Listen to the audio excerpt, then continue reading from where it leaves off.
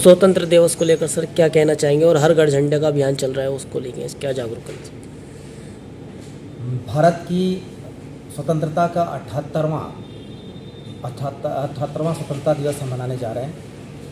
इस अवसर पर मैं मुरादाबाद मंडल के सभी निवासियों को शुभकामनाएं देता हूं।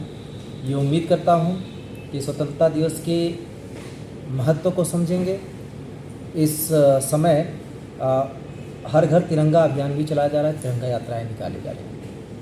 इसका उद्देश्य लोगों को देश की उस भावना से जोड़ना है, तिरंगे झंडे के नीचे जो हमको एक करती है इस पूरे देश में।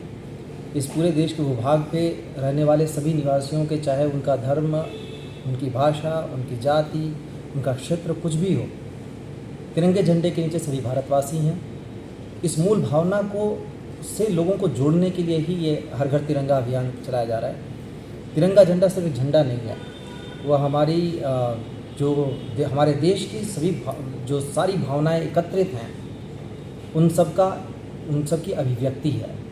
वो तिरंगा झंडा उस बात की निशानी है कि 15 अगस्त 1947 से पहले बहुत सारे लोग जो हमारे पूर्वजों ने अपना बलिदान दिया, और बलिदान दिया तो देश की आज़ादी के लिए दिया।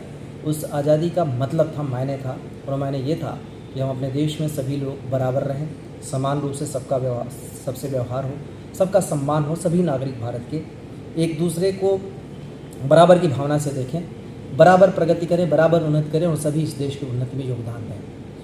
न वो भावना अभी बदली है, न वो उनकी सोच आज कम प्रासंगिक है, बल्कि पहले से ज़्यादा प्रासंगिक है आज, जबकि हम सारे अलग अलग मुद्दों, मायनों और बिंदुओं को लेकर एक दूसरे से लड़ने झगड़ने को उतारू हैं।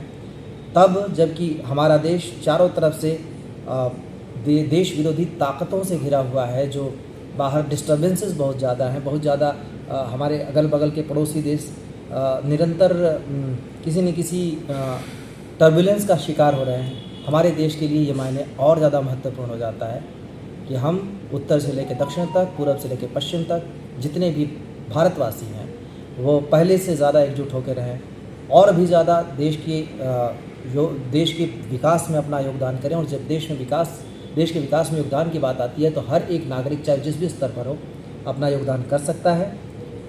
बस इतना याद रखें कि देश की धरोहर, देश की संपत्ति, देश की से जुड़ी कोई भी चीज़ जो हमारे पूरे समाज की है, उसको बचाने में आप थोड़ा भी योगदान करते हैं तो आप देशभक्ति का प्रदर्शन कर रहे होते हैं। देशभक्ति सीमा पर लड़ना नहीं है, देशभक्ति देश की भावना के साथ जुड़े होना है।